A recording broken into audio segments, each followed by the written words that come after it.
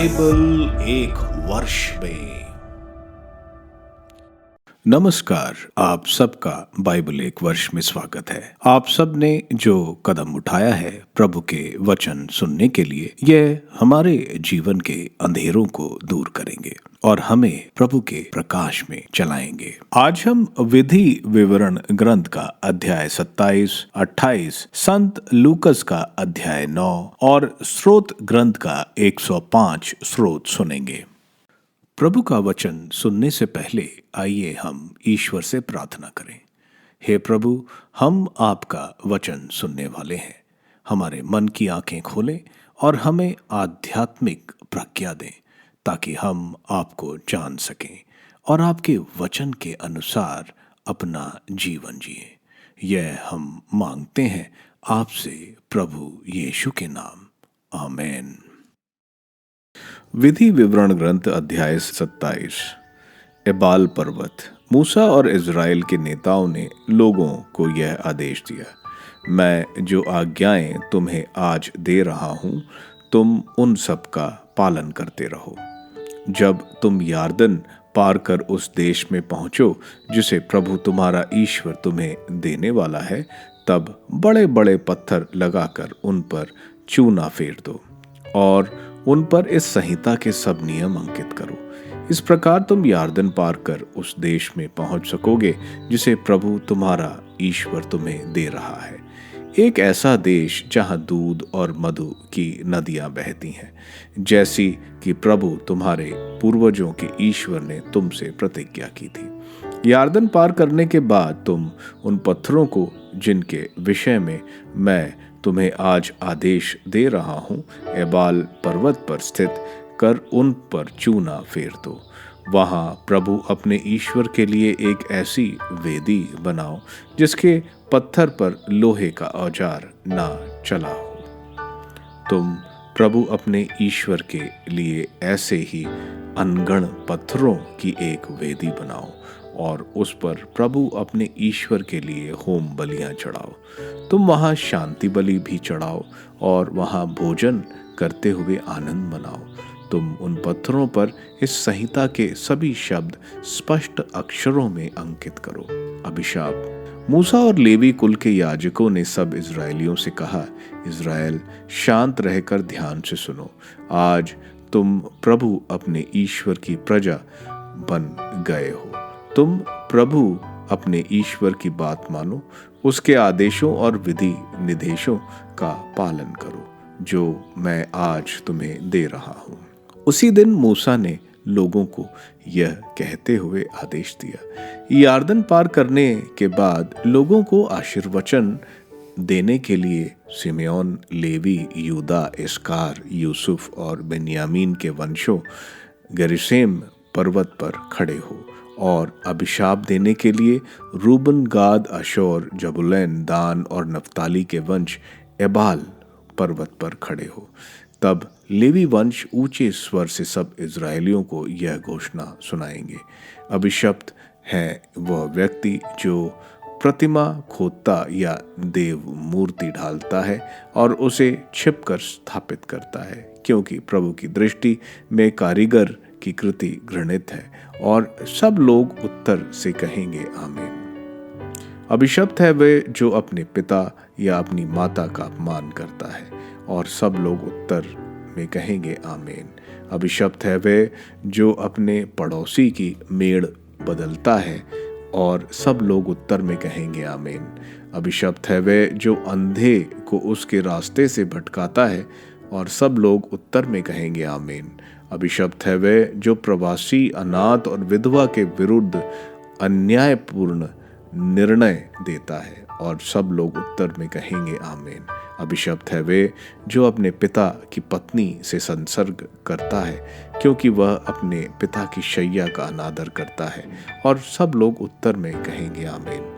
अभिशप्त है वह जो किसी भी पशु के साथ गमन करता है, और सब लोग उत्तर में कहेंगे आमीन। अभिशप्त है वह जो अपनी बहन के साथ, चाहे वह अपने पिता या अपनी माता की बेटी हो, प्रसंग करता है, और सब लोग उत्तर में कहेंगे आमीन। अभिशप्त है वह जो अपनी सास के साथ प्रसंग करता है। और सब लोग उत्तर में कहेंगे आमीन। अभिशप्त है वह जो छिपकर अपने पड़ोसी की हत्या करता है। और सब लोग उत्तर में कहेंगे आमीन। अभिशप्त है वह जो निर्दोष रक्त बहाने के लिए घूस लेता है। और सब लोग उत्तर में कहेंगे आमीन।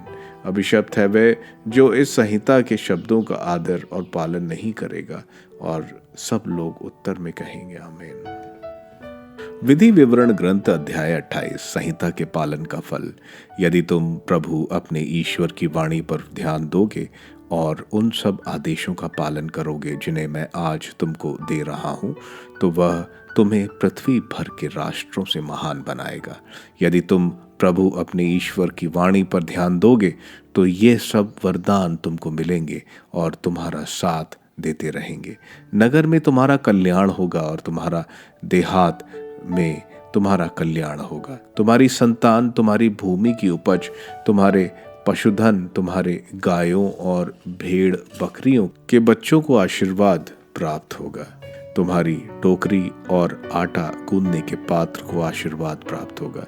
घर आने पर और घर से बाहर जाने पर दोनों समय तुम्हें आशीर्वाद प्राप्त होगा।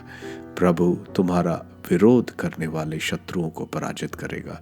वह एक मार्ग से तुम पर आक्रमण करने आएंगे, परंतु तुम्हारे सामने से होकर 7 मार्गों से भाग निकलेंगे। प्रभु तुमको तुम्हारे भंडारों और तुम्हारे सब कार्यों में आशीर्वाद देता रहेगा।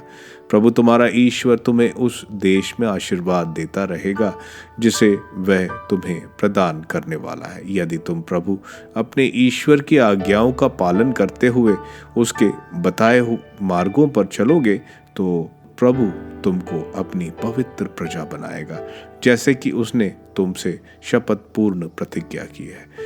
पृथ्वी के समस्त जातियां देखेंगी कि तुम प्रभु की अपनी प्रजा हो और वह तुम्हारा सम्मान करेंगे। प्रभु तुम्हें अपने सब तरह के वरदानों से संपन्न बनाएगा, संतानों की दृष्टि से, पशुओं के बच्चों की दृष्टि से और उस देश की भूमि की उपज की दृष्टि से जिसे प्रभु ने तुम्हें देने के तुम्हारे पूर्वजों से शपथ पूर्ण प्रतिज्ञा की है।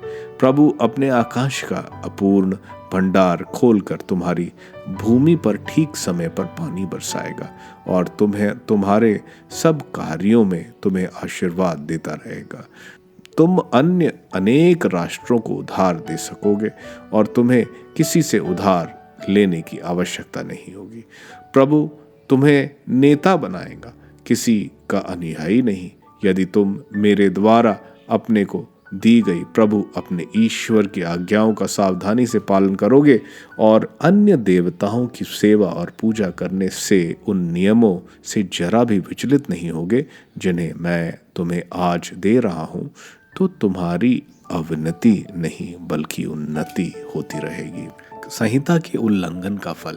परंतु यदि तुम अपने ईश्वर की वाणी पर ध्यान नहीं दोगे और उसके सब आदेशों और विधि निर्देशों का सावधानी से पालन नहीं करोगे जिन्हें मैं आज तुम्हें दे रहा हूं, तो यह समस्त अभिशाप तुम पर आ पड़ेगा और तुम्हें दबोचेगा। तुम नगर में अभिशप्त होगे और तुम देहांत में अभिशप्त होगे। तुम्हारी टोकरी और तुम्हारा आटा गूंदने का पात्र अभिशप्त होगा। तुम्हारी संतान, तुम्हारी भूमि की उपज, तुम्हारी गाय के बच्चे और तुम्हारी भेड़ बकरियों के बच्चे अभिशप्त होंगे। घर आने पर और घर से बाहर जाने पर दोनों समय तुम्हें अभिशाप मिलता रहेगा। तुम्हारे सब कार्यों में प्रभु तुमको अभिशाप, विपत्ति और धमकी देगा, जिससे तुम्हारा सर्वनाश होता जाएगा और तुम शीघ्र ही अपने कुकर्मों के कारण मिट जाओगे। यह इसलिए होगा कि तुमने मुझे त्याग दिया है और जब तक कि तुम उस देश से जो तुम अपने अधिकार में लेने जा रहे हो समूल नष्ट नहीं हो जाओगे, तब तक प्रभु तुम पर बीमारियां भेजता रहेगा। प्रभु तुम पर क्षय रोग, ज्वार, सूजन, भयंकर गर्मी, सूखा, पाला और फफूंदी भेजेगा। जब तक तुम निर्मूल नहीं हो जाओगे वे तुम्हारा पीछा नहीं छोड़ेंगे। तुम्हारे सिर के ऊपर आकाश कांसे सा हो जाएगा और तुम्हारे पांव तले की भूमि लोहे सी हो जाएगी। और जब तक तुम्हारा सर्वनाश न हो जाएगा तब तक प्रभु आकाश से तुम्हारी भूमि पर पानी की जगह धूल और राख की वर्षा करता रहेगा। प्रभु ऐसा करेगा कि तुम अपने शत्रुओं से पराजित हो जाओगे। तुम एक मार्ग से उन पर आक्रमण करने जाओगे, किंतु हार खाकर उनके सामने से 7 मार्गों से भाग निकलोगे। इस प्रकार तुम पृथ्वी के सब राष्ट्रों की दृष्टि में घृणित बन जाओगे। तुम्हारी लाशों को आकाश की पक्षी और पृथ्वी के जानवर खाएंगे, कोई उन्हें भगाने वाला नहीं होगा। प्रभु तुम्हें मिस्री फोड़े और व्रण, खुजली तथा सेयुए से पीड़ित करेगा और उनका कोई उपचार नहीं हो सकेगा। प्रभु तुम्हें उन्माद, अंधापन और पागलपन से पीड़ित करेगा। जिस तरह अंधा अंधेरे में टटोलता फिरता है, उसी तरह तुम दिन दोपहर करोगे और अपने रास्ते में आगे नहीं बढ़ सकोगे, बल्कि तुम पर निरंतर अत्याचार होते रहेंगे और तुम लुटते जाओगे।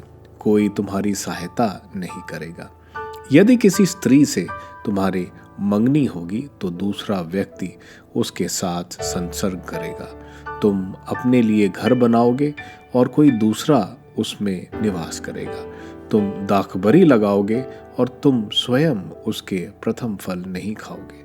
तुम्हारे देखते तुम्हारा बैल मार डाला जाएगा और तुम्हें उससे कुछ नहीं मिलेगा। तुम्हें देखते तुम्हारा गधा तुमसे जबरदस्ती ले लिया जाएगा और वह कभी वापस नहीं मिलेगा। तुम्हारी भेड़ बकरियां तुम्हारे शत्रुओं के हाथ पड़ जाएंगी और कोई तुम्हारी सहायता नहीं कर पाएगा।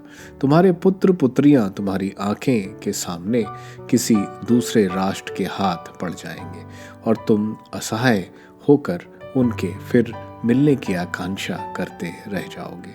तुम्हारी भूमि की उपज और तुम्हारे परिश्रम का सारा फल एक ऐसा राष्ट्र खाएगा जिसे तुम नहीं जानते। तुम्हारा निरंतर दमन किया जाएगा और तुम्हारे साथ दुर्व्यवहार होता रहेगा। जो दृश्य तुम्हारी आंखें देखेंगी उनसे तुम पागल हो उठोगे।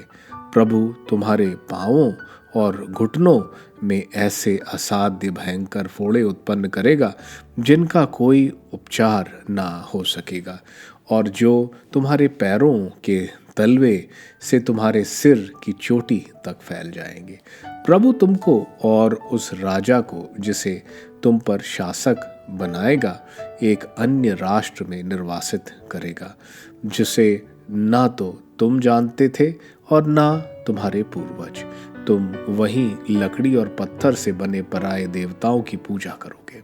इस प्रकार तुम उन सब राष्ट्रों के बीच जिनके पास प्रभु तुम्हें ले जाएगा घृणा, तिरस्कार और उपहास के पात्र बनोगे। तुम अपने खेत में बहुत बीज बोओगे किंतु कम लुनानोगे, क्योंकि सारी फसल टिड्डियां चाट जाएंगी। तुम दाखबारियां लगाकर उनसे श्रम करोगे किंतु उनकी अंगूरी नहीं पियोगे और उनके फल एकत्र नहीं करोगे, क्योंकि कीड़े उन्हें खा जाएंगे। अपने देश में सर्वत्र जैतून वृक्षों के होते हुए भी तुम उनके तेल का उपयोग नहीं करोगे, क्योंकि जैतून के फल झड़ जाएंगे। तुम्हारे यहाँ पुत्र पुत्रियां उत्पन्न होंगे किंतु वे तुम्हारे नहीं रहेंगे, क्योंकि वे बंदी बनाकर ले जाए जाएंगे। तुम्हारे सब वृक्ष और तुम्हारी भूमि के सब फल टिड्डियां चाट जाएंगी। तुम्हारे यहाँ का प्रवासी तुमसे अधिक उन्नति करता रहेगा और तुम्हारी हालत बराबर बदतर होती जाएगी। वह तुमको उधार दे सकेगा परंतु तुम उसे उधार नहीं दे सकोगे। वह सिर हो जाएगा और तुम पूंछ। यदि तुम प्रभु अपने ईश्वर की बातों पर ध्यान ना देकर उसके दिए हुए आदेशों और विधि निषेधों का पालन नहीं किया तो तुम्हें ये सारे अभिशाप तब तक भोगने पड़ेंगे जब तक तुम्हारा सर्वनाश नहीं हो जाएगा। यह अभिशाप संकेत और चेतावनी के रूप में तुम्हें और तुम्हारे वंशजों को याद रहेंगे। तुमने समृद्धि के दिनों में प्रसन्नता और आनंद के साथ प्रभु की सेवा नहीं की। इसलिए तुमको भूखे प्यासे रहकर, नंगे और सब तरह से निर्धन होकर अपने शत्रुओं की सेवा करनी पड़ेगी, जिन्हें प्रभु तुम्हारे विरुद्ध भेजेगा। जब तक वह तुम्हारा सर्वनाश नहीं करेगा, वह तुम्हारी गर्दन पर लोहे का जुआ रखेगा। प्रभु दूर से पृथ्वी के सीमांतों से एक राष्ट्र तुम्हारे पास भेजेगा, जो गरुड़ की तरह अपने शिकार पर झपटता। एक ऐसा राष्ट्र जिसकी भाषा तुम नहीं समझते हो, एक निर्दयी राष्ट्र जो ना वृद्धों का सम्मान करेगा और ना बालकों पर दया। जब तक वह तुम्हारा सर्वनाश ना कर लेगा, तब तक वह तुम्हारी भेड़ बकरियों और तुम्हारी भूमि की उपज को खाता रहेगा। जब तक वह तुम्हारा समूल नाश नहीं करेगा, तब तक वह ना तुम्हारा अनाज छोड़ेगा, ना अंगूरी, ना तेल, ना तुम्हारी गाय के बच्चे और ना तुम्हारी भेड़ बकरियों के बच्चे। जब तक तुम्हारे देश भर के नगरों की ऊंची पक्की दीवारों, जिन पर तुम्हारा भरोसा होगा, गिरा नहीं दी जाएंगी, तब तक वह तुम्हारे उन सब नगरों का घेराव करता रहेगा, जिन्हें प्रभु तुम्हारा ईश्वर तुम्हें देने वाला है। अपने शत्रुओं द्वारा डाले हुए घेरे से तंग होकर तुम प्रभु की दी हुई अपनी संतति अर्थात अपने ही पुत्र पुत्रियों का मांस खाओगे। तुम्हारे बीच सब से सौम्य और सुकुमार मनुष्य भी अपने भाई, अपने प्राण प्रिय पत्नी और अपनी बची हुई संतान के साथ दया नहीं करेगा। और जब वह अपने बच्चों का मांस खाता होगा तो उसमें से कुछ नहीं देगा। कारण यह होगा कि अपने शत्रु द्वारा अपने नगरों के घेरे के समय तुम्हारी इतनी दुर्दशा होगी कि उसके पास कुछ नहीं रहेगा। तुम्हारे बीच सबसे सौम्य और सुकुमार स्त्री, जो अपनी सुकुमारता और कोमलता के कारण भूमि पर नंगे पांव तक ना रखती होगी, अपने प्राण प्रिय पति और पुत्र और अपनी पुत्री पर दया नहीं करेगी, और वह उन्हें अपने गर्भ का आंवल और अपने नवजात शिशु नहीं देगी। कारण यह होगा कि तुम्हारे शत्रुओं द्वारा तुम्हारे नगरों के घेरे के समय तुम्हारी इतनी दुर्दशा होगी कि वह स्वयं उन्हें छुपाकर खाना चाहेगी। यदि तुम इस संहिता के सब नियमों का सावधानी से पालन करोगे और प्रभु अपने ईश्वर के महिमामय और पूज्य नाम पर श्रद्धा नहीं रखोगे, तो प्रभु तुम पर और तुम्हारे वंशजों पर भयंकर महामारियां भेजेगा। विकट और दीर्घकालीन विपत्तियां, घोर और असाध्य रोग, वह तुम्हारे विरुद्ध मिस्र की वे समस्त व्याधियां भेजेगा जिनसे तुम डरते हो, और वे तुम्हारे पीछे लगी रहेंगी। जब तक तुम्हारा सर्वनाश नहीं हो जाएगा, तब तक प्रभु सब प्रकार की बीमारियां और विपत्तियां से तुमको पीड़ित करता रहेगा, जिनके विषय में संहिता के इस ग्रंथ में कुछ नहीं लिखा है। तुम आकाश के तारों की तरह असंख्य थे, किंतु तुम में थोड़े ही लोग शीश रहेंगे, क्योंकि तुमने प्रभु अपने ईश्वर के आदेश का पालन नहीं किया। जैसे पहले प्रभु को तुम्हारी भलाई करने और तुम्हारी संख्या बढ़ाने में सुख मिलता था, वैसे ही प्रभु तुम्हें नष्ट और निर्मूल करना चाहेगा, जब तक कि तुम उस देश में उजाड़ कर नहीं फेंक दिए जाओगे, जिसे तुम अपने अधिकार में करने जा रहे हो। प्रभु तुमको पृथ्वी के एक छोर से दूसरे छोर तक सब राष्ट्रों में बिखेर देगा। तब तुम वहां लकड़ी और पत्थर के बने ऐसे देवताओं की पूजा करोगे, जिन्हें ना तो तुम जानते हो और ना तुम्हारे पूर्वज ही जानते थे। तुम को उन राष्ट्रों के बीच शांति नहीं मिलेगी और तुम किसी एक स्थान पर नहीं रह पाओगे। वहां प्रभु तुम्हारे मन में चिंता भर देगा, तुम्हारी आंखें प्रतीक्षा में पथरा जाएंगी और तुम्हारा हृदय निराश होगा। तुम्हारा जीवन निरंतर जोखिम में रहेगा। तुम दिन रात डरते रहोगे, क्योंकि तुम्हारी कोई सुरक्षा नहीं होगी। अपने मन की घबराहट के कारण और उन सब दुखदायक दृश्यों के कारण जिन्हें तुम देखोगे, तुम सवेरे सोचोगे कि शाम होती तो अच्छा होता, और शाम को सोचोगे कि सवेरा होता तो अच्छा होता। प्रभु तुमको जलयानों में फिर मिस्र वापस भेज देगा। यद्यपि मैंने तुमको यह वचन दिया था कि तुम फिर कभी उस मार्ग पर नहीं लौटोगे, तुम वहाँ जाकर अपने शत्रुओं के यहाँ अपने को दास दासियों के रूप में बेच देना चाहोगे, लेकिन तुमको कोई नहीं खरीदेगा। समापन भाषण। प्रभु ने इज़राइलियों के लिए होरेब में जो विधान निर्धारित किया था, उसके सिवा उसने मूसा को आदेश दिया कि वह मोआब में यह विधान घोषित करे। संत लूकस का अध्याय 9। 12 का प्रेषण। ईसा ने 12 को बुलाकर उन्हें सब अवधूतों पर सामर्थ्य तथा अधिकार दिया और रोगों को दूर करने की शक्ति प्रदान की। तब ईसा ने उन्हें ईश्वर के राज्य का सुसमाचार सुनाने और बीमारों को चंगा करने भेजा।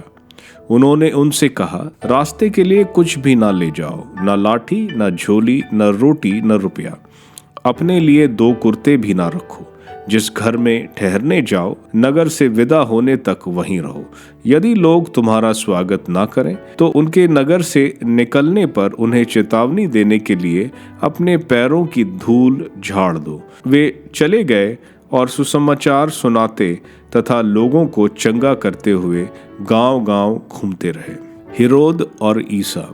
राजा हेरोद उन सब बातों की चर्चा सुनकर असमंजस में पड़ गया, क्योंकि कुछ लोग कहते थे कि यूहन्ना मृतकों में से जी उठा है, कुछ कहते थे एलियस प्रकट हुआ है, और कुछ लोग कहते थे कि पुराने नबियों में से कोई जी उठा है। हेरोद ने कहा, यूहन्ना का तो मैंने सिर कटवा दिया था, फिर यह कौन है जिसके विषय में ऐसी बातें सुनता हूँ? और वह ईसा को देखने के लिए उत्सुक था।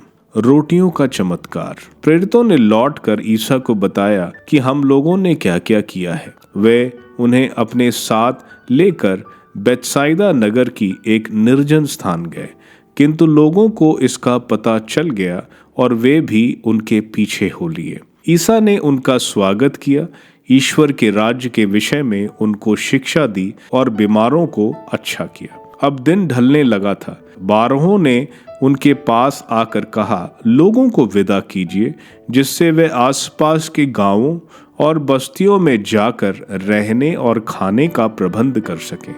यहाँ तो हम लोग निर्जन स्थान में हैं। ईसा ने उन्हें उत्तर दिया, तुम लोग ही उन्हें खाना दो। उन्होंने कहा, हमारे पास तो केवल 5 रोटियां और 2 मछलियां हैं। क्या आप चाहते हैं कि हम स्वयं जाकर उन सब के लिए खाना खरीदें? वहां लगभग 5000 पुरुष थे। ईसा ने अपने शिष्यों से कहा, 50-50 कर इन्हें बिठा दो। उन्होंने ऐसा ही किया और सबको बिठा दिया। तब ईसा ने वे 5 रोटियां और 2 मछलियां ले ली, स्वर्ग की ओर आंखें उठाकर उन पर आशीष की प्रार्थना पड़ी और उन्हें तोड़ तोड़ कर वे अपने शिष्यों को देते गए, ताकि वे उन्हें लोगों में बांट दें। सभी ने खाया और खाकर तृप्त हो गए, और बचे हुए टुकड़ों से 12 टोकरे भर गए। पेतरुस का विश्वास। ईसा किसी दिन एकांत में प्रार्थना कर रहे थे और उनके शिष्य उनके साथ थे। ईसा ने उनसे पूछा, मैं कौन हूँ? इस विषय में लोग क्या कहते हैं? उन्होंने उत्तर दिया, यूहन्ना बपतिस्ता, कुछ लोग कहते हैं एलियस, और कुछ लोग कहते हैं प्राचीन नबियों में से कोई पुनर्जीवित हो गया है। ईसा ने उनसे कहा, और तुम क्या कहते हो कि मैं कौन हूँ? पेतरुस ने उत्तर दिया, ईश्वर के मसीह। उन्होंने अपने शिष्यों को कड़ी चेतावनी दी कि वे यह बात किसी को नहीं बताएं। दुख भोग की प्रथम भविष्यवाणी। उन्होंने अपने शिष्यों से कहा, मानव पुत्र को बहुत दुख उठाना होगा, नेताओं, महायाजकों और शास्त्रियों द्वारा ठुकराए जाना, मार डाला जाना और तीसरे दिन जी उठना होगा। आत्मत्याग की आवश्यकता। इसके बाद ईसा ने सबों से कहा, जो मेरा अनुसरण करना चाहता है वह आत्मत्याग करे और प्रतिदिन अपना क्रूस उठाकर मेरे पीछे हो ले। क्योंकि जो अपना जीवन सुरक्षित रखना चाहता है वह उसे खो देगा, और जो मेरे कारण अपना जीवन खो देता है वह उसे सुरक्षित रखेगा। मनुष्य को इससे क्या लाभ यदि वह सारा संसार तो प्राप्त कर ले लेकिन अपना जीवन ही गंवा दे या अपना सर्वनाश कर ले। जो मुझे तथा मेरी शिक्षा को स्वीकार करने में लज्जा अनुभव करेगा, मानव पुत्र भी उसे स्वीकार करने में लज्जा अनुभव करेगा जब वह अपने पिता तथा पवित्र स्वर्गदूतों की महिमा के साथ आएगा। मैं तुम लोगों से यह कहता हूँ, यहाँ कुछ ऐसे लोग विद्यमान हैं जो तब तक नहीं मरेंगे जब तक वे ईश्वर का राज्य ना देख लें। ईसा का रूपांतरण। इन बातों के करीब 8 दिन बाद ईसा पेतरुस, योहन और याकूब को अपने साथ ले गए और प्रार्थना करने के लिए एक पहाड़ पर चढ़े। प्रार्थना करते समय ईसा के मुखमंडल का रूपांतरण हो गया और उनके वस्त्र उज्जवल होकर जगमगा उठे। 2 पुरुष उनके साथ बातचीत कर रहे थे। वे मूसा और एलियस थे जो महिमा सहित प्रकट होकर यरूशलेम में होने वाले उनकी मृत्यु के विषय में बातें कर रहे थे। पेतरुस और उसके साथी जो ऊँग रहे थे अब पूरी तरह जाग गए। उन्होंने ईसा की महिमा को और उनके साथ उन 2 पुरुषों को देखा। वे विदा हो ही रहे थे कि पेतरुस ने ईसा से कहा, गुरुवर, यहाँ होना हमारे लिए कितना अच्छा है। हम 3 तंबू खड़ा कर दें, एक आपके लिए, एक मूसा और एक एलियस के लिए। उसे पता नहीं था कि वह क्या कह रहा है। वह बोल ही रहा था कि बादल आकर उन पर छा गया और वे बादल से घिर जाने के कारण भयभीत हो गए। बादल में से यह वाणी सुनाई पड़ी, यह मेरा परम प्रिय पुत्र है, इसकी सुनो। वाणी समाप्त होने पर ईसा अकेले ही रह गए। शिष्य इस संबंध में चुप रहे और उन्होंने जो देखा था उस विषय पर वे उन दिनों किसी से कुछ नहीं बोले। अबदूतग्रस्त लड़का। दूसरे दिन जब वे पहाड़ से उतरे तो एक विशाल जनसमूह ईसा से मिलने आया।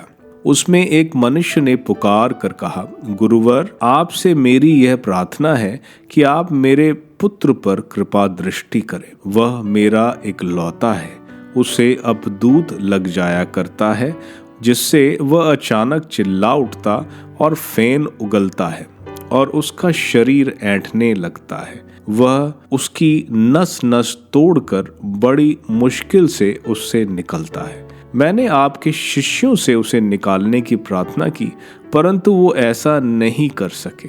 ईसा ने उत्तर दिया, अविश्वासी और दुष्ट पीढ़ी, मैं कब तक तुम्हारे साथ रहूं? कब तक तुम्हें सहता रहूं? अपने पुत्र को यहाँ ले आओ। लड़का पास आ ही रहा था कि अबदूत ने उसे भूमि पर पटक कर मरोड़ दिया, किंतु ईसा ने अशुद्ध आत्मा को डांटा और लड़के को चंगा कर उसके पिता को सौंप दिया। ईश्वर का यह प्रताप देखकर सब के सब विस्मय विमुग्ध हो गए। दुख भोग की द्वितीय भविष्यवाणी।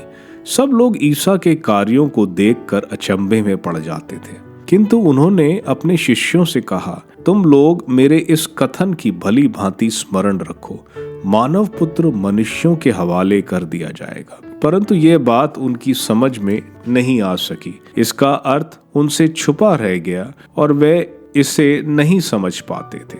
इसके विषय में ईसा से प्रश्न करने में उन्हें संकोच होता था। बड़ा कौन? शिष्यों में यह विवाद छिड़ गया कि हम में से सबसे बड़ा कौन है। ईसा ने उनके विचार जानकर एक बालक को बुलाया और उसे अपने पास खड़ा कर उनसे कहा, जो मेरे नाम पर इस बालक का स्वागत करता है वह मेरा स्वागत करता है, और जो मेरा स्वागत करता है वह उसका स्वागत करता है जिसने मुझे भेजा है, क्योंकि तुम सब में जो छोटा है वही बड़ा है। उदारता। योहन ने कहा, गुरुवर, हमने किसी को आपका नाम लेकर अबदूतों को निकालते देखा है और हमने उसे रोकने की चेष्टा की, क्योंकि वह हमारी तरह आपका अनुसरण नहीं करता। ईसा ने कहा, उसे मत रोको, जो तुम्हारे विरुद्ध नहीं वह तुम्हारे साथ है। समरिया में। अपने स्वर्गारोहण का समय निकट आने पर ईसा ने यरूशलेम जाने का निश्चय किया और संदेश देने वालों को अपने आगे भेजा। वे चले गए और उन्होंने ईसा के रहने का प्रबंध करने समरिया के एक गांव में प्रवेश किया। लोगों ने ईसा का स्वागत करने से इनकार किया क्योंकि वे यरूशलेम जा रहे थे। उनके शिष्य याकूब और योहन यह सुनकर बोल उठे, प्रभु, आप चाहें तो हम यह कह दें कि आकाश से आग बरसे और उन्हें भस्म कर दे। पर ईसा ने मुड़कर उन्हें डांटा और वे दूसरी बस्ती चले गए। शिष्य बनने की शर्तें। ईसा अपने शिष्यों के साथ यात्रा कर रहे थे कि रास्ते में ही किसी ने उनसे कहा, आप जहां कहीं भी जाएंगे मैं आपके पीछे पीछे चलूंगा।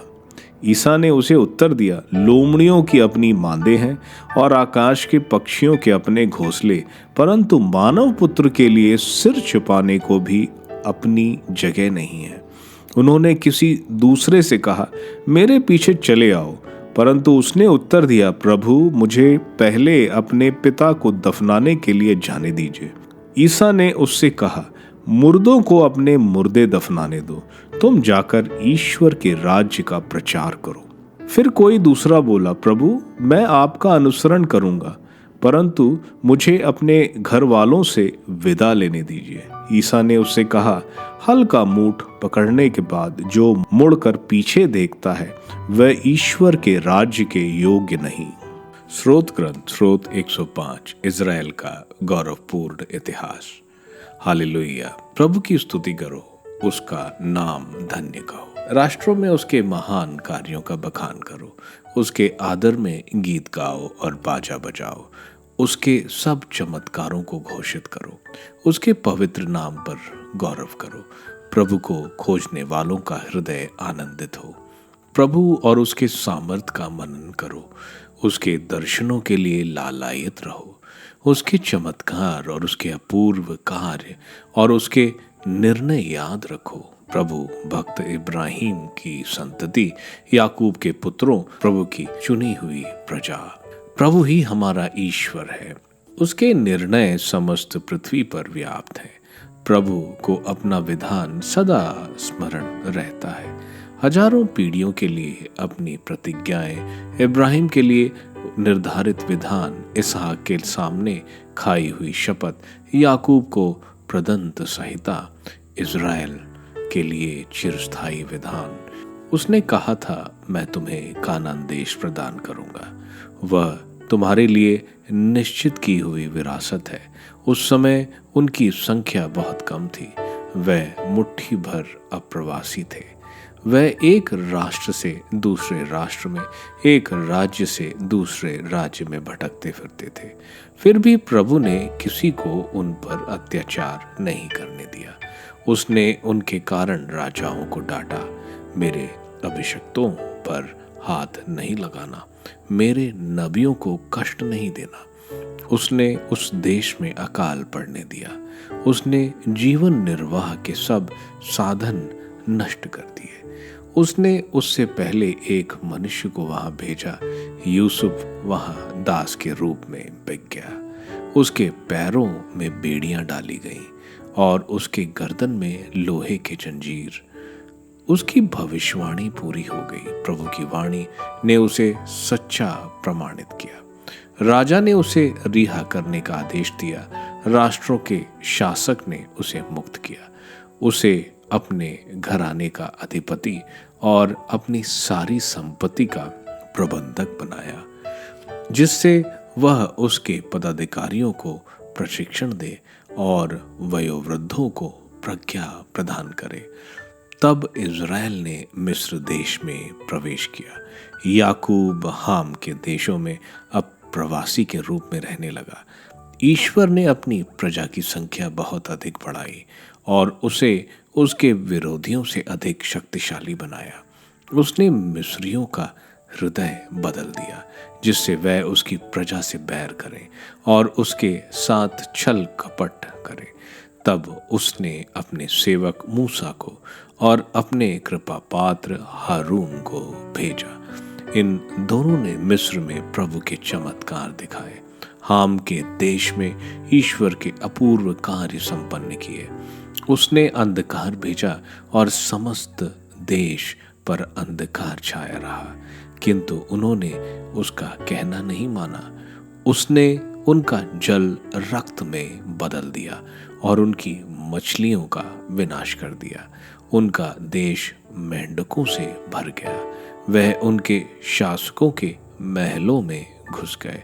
उसके कहने पर उनके समस्त देश पर डांस और मच्छर छा गए। उसने वर्षा के बदले उनके सारे देश पर ओले बरसाए और धधकती आग गिराई। उसने उनकी दाख और अंजीर की बारियों को नष्ट किया और उनके सीमांतों के पेड़ को तोड़ दिया। उसके कहने पर टिड्डियां और असंख्य कीड़े मकोड़े उमड़ आए। उन्होंने देश भर की वनस्पतियों को खाया। इन्होंने धरती की फसल को चाट डाला। उसने मिस्र के सब पहलोठों को, उनकी जवानी की पहली संतानों को मारा।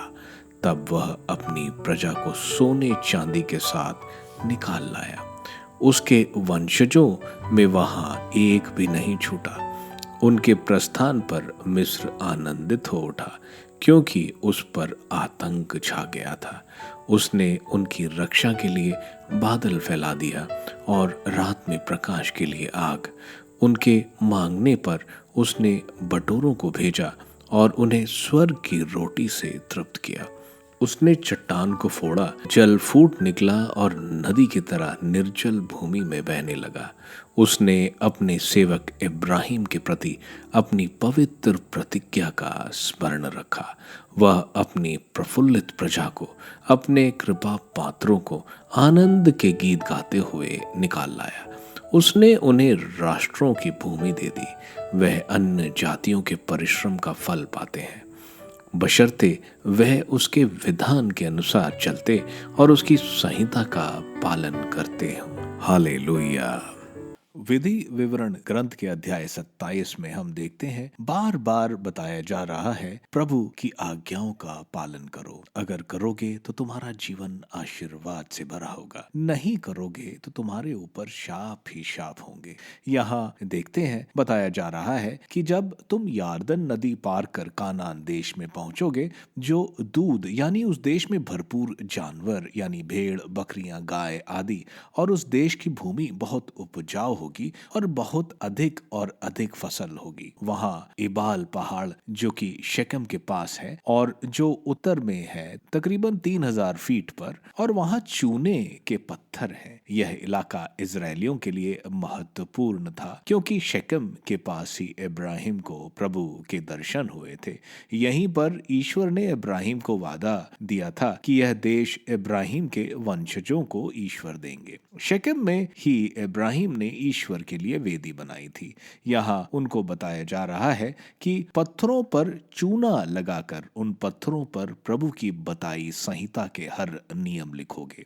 इसके बाद वे वहां एक बलि वेदी बनाएंगे और उस पर होम बलि और शांति बलि चढ़ाएंगे और खुशी के साथ सब मिलकर भोजन खाओ और आनंद मनाओ। इसके बाद गेरिज़िम के पहाड़ी, जो एबाल पहाड़ी के दक्षिण में था, जो तकरीबन 2900 फीट ऊंचा है और एबाल से थोड़ा छोटा है, वहां गेरिज़िम पर सिमियोन, लेवी, जूडा, इश्कार, जोसेफ और बेंजामिन के वंशज खड़े होंगे आशीर्वाद देने के लिए, जो कि हमें मालूम है याकूब के दोनों पत्नियां यानी लिया और राहेल। तो वहां बताया गया है कि एबाल पहाड़ पर अभिशाप देने के लिए याकूब के उपपत्नियों से हुए रूबन, गाद, एशेर, ज़बूलून, दान और नप्ताली देंगे, और लेवी इज़राइल के लोगों को जो 12 अभिशाप हैं उनको बोलेंगे और सारे आमीन यानी उससे सहमत है बोलेंगे। 12 अभिशाप में जो भी मूर्ति बनाता है और छुपकर स्थापित करता है, माता पिता का अपमान करता है, जो पड़ोसी की जमीन की मेड़ हटाता है, जो अंधे को गुमराह करता है, जो पिता की पत्नी के साथ साथ संसर्ग करता है, जो पशु का गमन करता है, बहन सास के साथ संसर्ग करता है, जो छिपकर पड़ोसी की हत्या करता है, जो निर्दोष का रक्त बहाने के लिए घूस लेता है और जो संहिता का आदर और पालन नहीं करता है। विधि विवरण के अध्याय 28 में हम देखते हैं दो चीजें बताई जा रही हैं। अगर तुम प्रभु की आज्ञाएं मानोगे तो आशीर्वाद ही आशीर्वाद तुम्हें मिलेगा, आशीर्वाद तुम्हारा पीछा करेगा। उनको जिंदगी के हर पहलू में आशीष मिलेगी और उनके शहर, खेत, खेती, मवेशी सब फलेंगे। दुश्मन उनसे डर कर भागेंगे और बहुत आशीर्वाद मिलेंगे। दूसरी तरफ अगर तुम ईश्वर की आज्ञाएं नहीं मानोगे तो इन आशीर्वादों को उल्टा अभिशाप मिलेगा। अभिशाप उनका पीछा करेंगे, उनके शहर, खेत, मवेशी सब पर अभिशाप होगा। हर तरह की बीमारियां, सूखा, दुश्मन उनको बुरी तरह हराएंगे। कुछ भी अच्छा नहीं होगा उनके साथ। अध्याय के आखिरी भाग में हम देखते हैं भविष्यवाणी जो प्रभु ने कहा वही हुआ। इजरायली प्रभु की आज्ञाओं के अनुसार नहीं चले। हम देखते हैं एडी 67 में रोम के 4 लेजियन सेनाएं यानी तकरीबन 24,000 सैनिकों ने जूडिया का मोर्चा बंद किया, जिसकी वजह से खाने को कुछ नहीं बचा। योसिफस जो यहूदी इतिहासकार हैं लिखते हैं लोगों ने अपने बच्चों को खाया। एक तरह से खत्म हो गए थे। जो लोग बचे थे उनको गुलामी में बेच दिया गया था। संत लूकस के अध्याय 9 में हम देखते हैं प्रभु अपने 12 शिष्यों को सिखा रहे हैं किस तरह से प्रभु के राज्य की घोषणा करनी है। वह उनको अधिकार देते हैं अशुद्ध आत्मा को निकालने के लिए, बीमारियों को दूर करने और प्रभु के राज्य का संदेश देने। जब ये जाएंगे तब ये प्रभु पर ही आश्रित रहेंगे। कोई कपड़े, कोई रोटी, पैसा आदि नहीं ले जाएंगे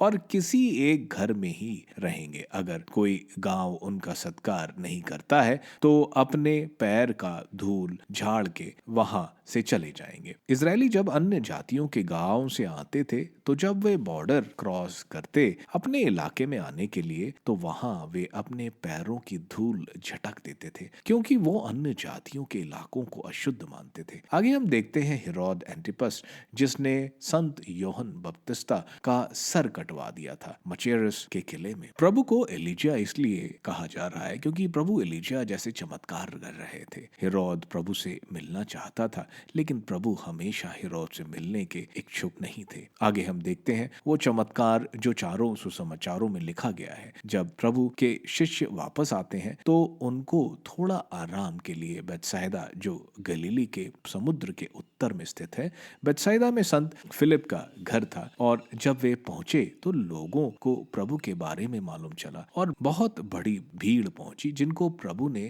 चंगा किया और ईश्वर के राज्य के बारे में बताया। जब शाम हो रही थी प्रभु के शिष्य उनको बोलते हैं कि इनको पास वाले गांव में जाकर भोजन लेने दो। तो प्रभु का हृदय अनुकंपा से भर जाता है। वे हमारी शारीरिक आवश्यकताओं को समझते हैं और उनको कुछ देने को बोलते हैं। हम देखते हैं प्रभु 5 रोटियां और 2 मछली को 5,000 लोग खाते हैं। इस गिनती में स्त्री और बच्चे नहीं थे। जैसे मिस्र से निकलकर उजाड़ खंड में प्रभु ने मूसा के कहने पर उनको मन्ना दिया, यहाँ हम देखते हैं प्रभु उनको रोटी से तृप्त कर रहे हैं। यहूदी साहित्य में लिखा है जब मसीहा आएंगे तो मन्ना फिर आएगा। हम देखते हैं शिष्य ने 12 टोकरी बचे हुए रोटियों से भरी, जो प्रतीत करता है 12 इजराइल के कुलों को प्रभु तृप्त करेंगे और वापस लाएंगे। आगे हम देखते हैं प्रभु प्रार्थना के बाद पूछते हैं कि लोग उनके बारे में क्या कहते हैं और वे क्या कहते हैं। तो वे कहते हैं संत योहन बपतिस्ता, कुछ एलिजिया। तब संत पेतरुस बोलते हैं आप मसीह हैं। यह सच अब दूतों को मालूम था, लेकिन संत पेतरुस पहले मनुष्य और पहले प्रेरित यानी अपोस्तल थे जिन्होंने ये कहा। प्रभु उनको यह बात किसी को बताने से मना करते हैं। प्रभु अपने शिष्यों को तैयार करना चाहते थे कि आगे प्रभु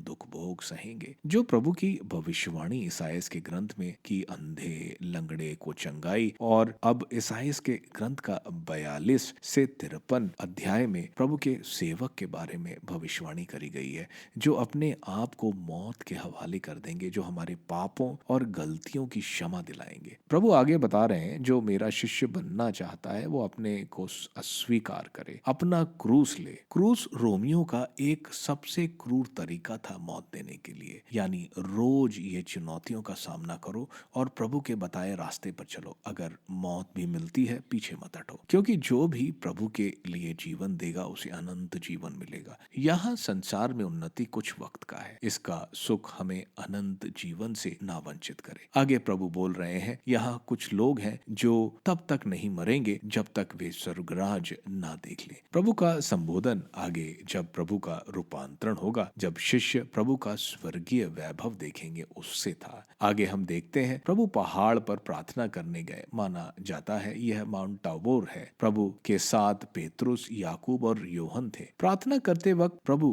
का रूपांतरण हो गया, उनका वस्त्र उज्जवल हो गया, जैसे डैनियल के ग्रंथ अध्याय 7 वचन 13 से 14 में हम देखते हैं। मानव पुत्र बादलों में पिता परमेश्वर के पास आते हैं। यह दिखलाता है कि प्रभु ही ईश्वर पुत्र है। इसके साथ ही मूसा और एलिजा भी प्रभु से बात कर रहे हैं और बात प्रभु की यरूशलेम की मृत्यु के बारे में कर रहे हैं। मूसा संहिता को संबोधित करते हैं और एलिजा नबी को संबोधित करते हैं, और संहिता और नबी दोनों प्रभु यीशु की ओर इशारा कर रहे हैं कि इनकी सुनो। आगे हम देखते हैं इनके ऊपर बादल छा जाता है और उसमें से आवाज निकलती है, यह मेरा परम प्रिय पुत्र है, इसकी सुनो। हम देखते हैं बादल इजराइल के साथ इनको मिस्र से निकाल कर लाते समय हमेशा था। ईश्वर सनाई पर्वत पर बादल में प्रकट हुए। यहाँ भी बादल पिता परमेश्वर है जो बोल रहे हैं, यह मेरा पुत्र है, यानी प्रभु मूसा और एलिजा से बड़े हैं। आगे हम देखते हैं कि शिष्य जो ईश्वर की महिमा देखकर आए, वह इस अबदूत ग्रस्त बालक को नहीं ठीक कर पाए, क्योंकि उनमें विश्वास की कमी थी। लेकिन प्रभु बड़े आराम से उस अबदूत को निकाल देते हैं। आगे हम देखते हैं प्रभु बता रहे हैं कि दुनिया का प्रतापी धनवान है, लेकिन स्वर्गराज में वो बड़ा नहीं है। स्वर्गराज में एक बच्चे की तरह जो विनम्र हो, आज्ञाकारी हो, खुद को दूसरों को समर्पित करने वाला हो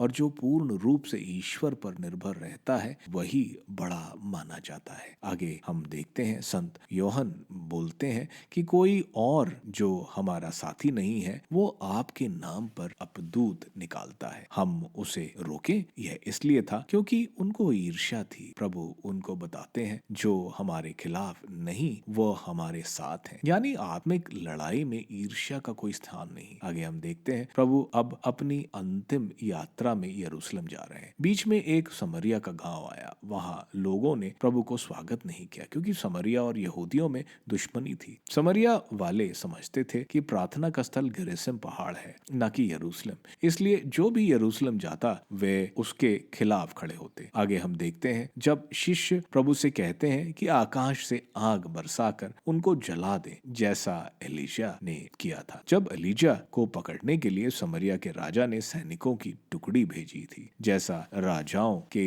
दूसरे ग्रंथ अध्याय 1 वचन 9 से 12 में लिखा है। प्रभु जिन्होंने सिखाया था कि अपने दुश्मनों से प्रेम करो, अपने शिष्यों को डांटा और दूसरे गांव चले गए। आगे हम देखते हैं 3 लोग प्रभु के शिष्य बनना चाहते थे। प्रभु शिष्य बनने की कीमत बता रहे हैं कि शिष्य को सुरक्षा और आराम नहीं मिलेगा। दूसरा, परिवार की जिम्मेवारियों को त्यागना पड़ेगा। तीसरा, अपने आप को पुरानी जिंदगी से अलग करना पड़ेगा। यानी भावुक होकर प्रभु का शिष्य नहीं बनना, बल्कि पूरे दृढ़ निश्चय के साथ जाना चाहिए। स्रोत ग्रंथ के 105वें स्रोत प्रभु के अद्भुत कार्यों की प्रशंसा कर रहा है। स्रोतकार टोरा की कथाएं और जोशुआ के ग्रंथ का स्मरण कर रहा है। किस तरह इब्राहिम कानान देश में रहा, इजराइल का मिस्र से पलायन, मिस्र से प्रभु किस तरह मिस्र की दास्ता से इजरायलियों को छुड़ाया, प्रभु की विश्वसता इजराइल के प्रति भी दर्शाता है। प्रभु ने इब्राहिम को दिए वादे को याद रखा और कानान देश इब्राहिम के संततियों को दे दिया।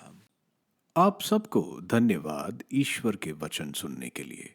मैं आपसे विनती करता हूं कि आप बाइबल एक वर्ष में को दूसरों के साथ शेयर करें, क्योंकि प्रभु का वचन स्वयं प्रभु यीशु है। प्रभु को दूसरों को देने वालों को प्रभु की आशीष जरूर मिलेगी। मैं आप सबका बड़ी बेसब्री से कल इंतजार करूंगा। धन्यवाद।